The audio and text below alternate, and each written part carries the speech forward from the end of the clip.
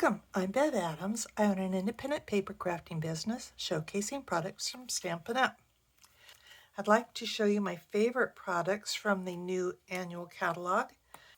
The Beauty of Friendship stamp set is on page 11 of the catalog, and it is actually part of a suite.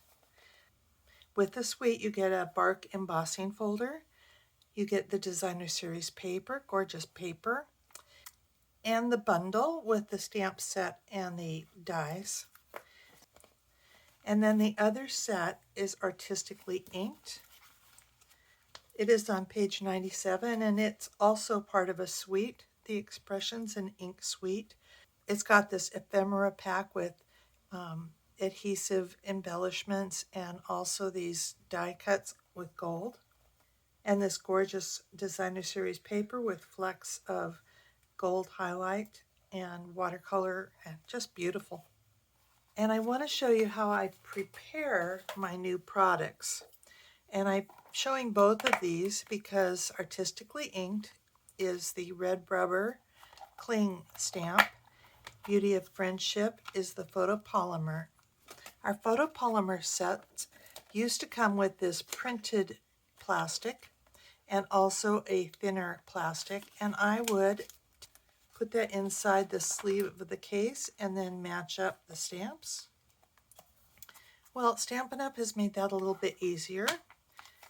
They have printed already the images on the case, which is both sides of. All you need to do is remove this and place these here. It's then very easy to get the stamps you want to stamp with.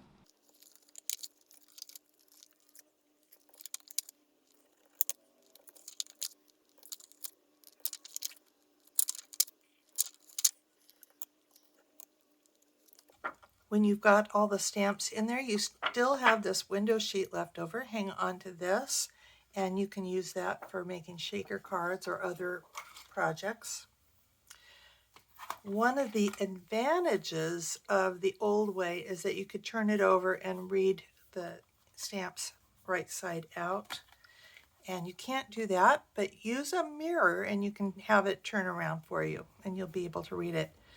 But I'm a retired teacher, so I can read upside down and backwards. I can even write upside down and backwards, if you can believe it. But if you don't have that skill, you can use a mirror. To prepare the red rubber cling stamps, I pop all of these out. Make sure you put them where you won't lose them.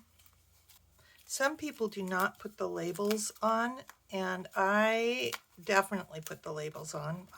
They're a big help for me. I think this stamp is actually my most favorite of that whole set, that it's a watercolor wash. I used to save this part, and I would put it in here and have these puzzle pieces, so I knew I had all the stamps in the set. But when the cling stamps came out, they were very difficult to get out from the puzzle frame. So here's what I do instead. First of all, I mount them. And frankly, I usually mount them first, but I want to show you what I'm going to do. There are 3 layers actually. There's the non-cling layer, and then a paper backing, and then the adhesive layer. And if you leave these stamps where they are and just peel off the frame part here, and this is usually easier if you put it on a flat surface, so you can make sure all the labels stay where they're supposed to be.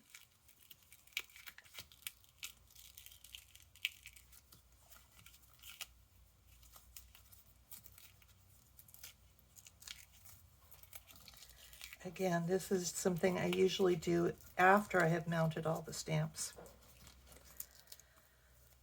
But then I put this into my stamp case, and this becomes my frame, and it has been working out great.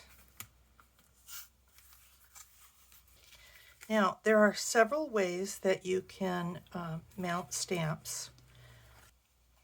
Each label has a backing with a slit in it, and the very safest way, I think, is to take off half the backing, find a matching stamp, This one also has a backing. And then you want to match the shape. And when I match the shape, I match it on the paper backing side first. And then I put my finger up so I can hold it against my finger and lay it down. And it should match pretty well. Looks like I'm off on this one. But once, with the cling stamp, once you put it down, you're committed. So if you're off like I am, you can actually just trim this off. One of the downsides about this, though, is that when you pull this up, you do not want to let the cling label stick to this side. So put your fingers here so they don't touch. And the backing doesn't stick to the back of the stamp, so you can just pull that off and help that lay flat. And then you can just put this in the puzzle piece. The way I usually do it, frankly, is to take off both halves and match. Make sure you've got the right stamp. Make sure those match. I turn this around so the most complicated side is in the middle of my vision. So I'm left-handed, so I have it off to the left a little bit. And again, you do not want to curl these stamps when you touch them down. You want to keep those as flat as possible. Another way I've seen is to take off both halves and the backing.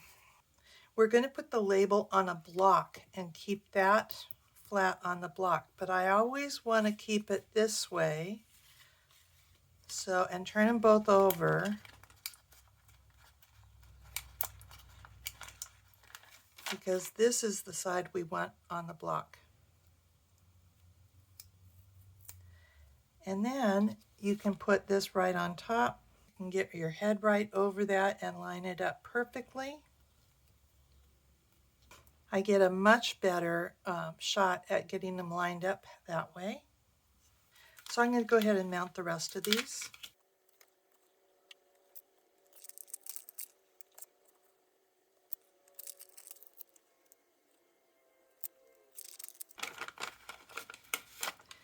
And perhaps one of the things that's hardest is if you've got a shape that's kind of round, you want to be sure and get it facing the right direction. Usually there's a little bump or something somewhere on the stamp. And stamps that are basically a rectangle with a greeting, you need to be sure that the lettering is going the right way.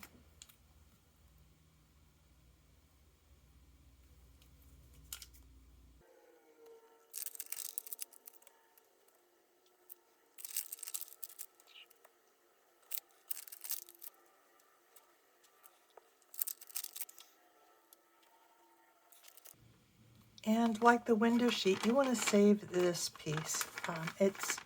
You can use this for working with adhesives over it, and your adhesives won't stick to it. There is a paper side and a non-stick side. With the red rubber, you can look on the back and see what's in the stamps.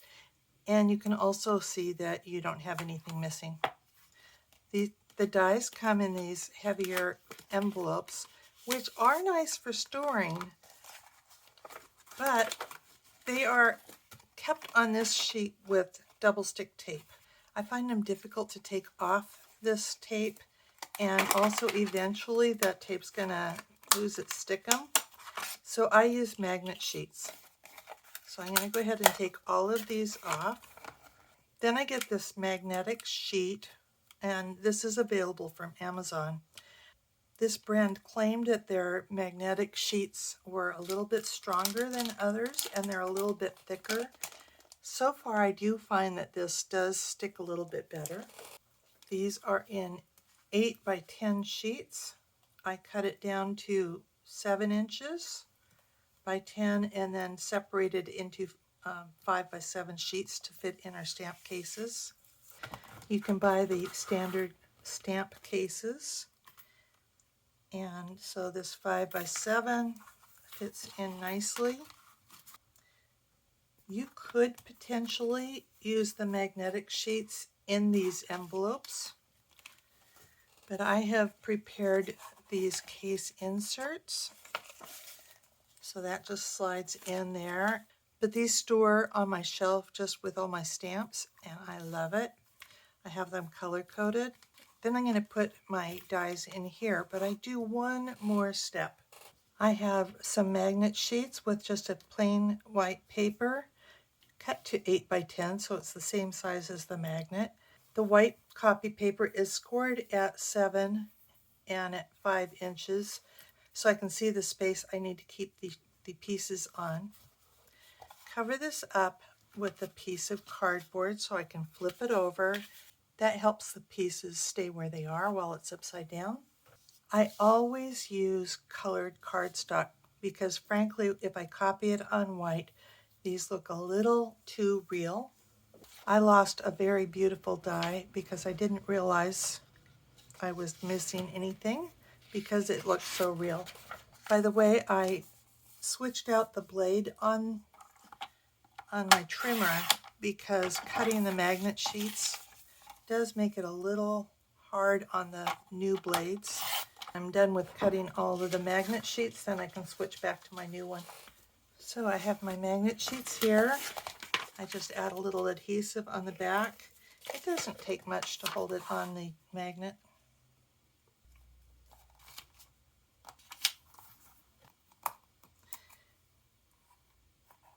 And then I think you can see that this does look different as opposed to this. It's much harder to spot on the white paper.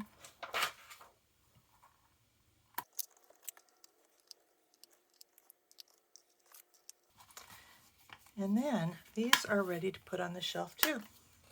Some people will even put the magnet sheets on this side. And now I'm ready to actually start stamping and die cutting. I can't wait to try these. Here is the web address for this project, where you'll find the links for the products I used. Also on my website, you can click home near the top of the page to find lots of resources. Under shop, you can find the products I offer to make crafting more convenient, how to get free products with my frequent shopper rewards, and a link to my online store at Stampin' Up! Click Inspiration to scroll all my projects back to 2011, most with detailed directions and videos. Though the products in those older projects have been retired, you may find techniques, layouts, and color combinations to inspire you today. If you're new to stamping, you might want to take a look at the basics. You'll find out how to cut card bases and layers, and what's special about Stampin' Up!, and some of my favorite tools. Under Organization, you'll find tons of free resources such as catalog tabs, labels and case inserts, color tools, and much more. You can take a tour of my craft wall. More organization means more time for crafting. Come stamp with me here in Ventura County, California, or get the best deal of all and join my team of crafters. The team is called SIP Together, and it stands for Stamps, Ink, and Paper Together. The team is made of crafters who want to save money on the products they buy, share with a few friends, or grow a business like mine. Be sure to subscribe to my website and on YouTube. Talk to you soon. Bye.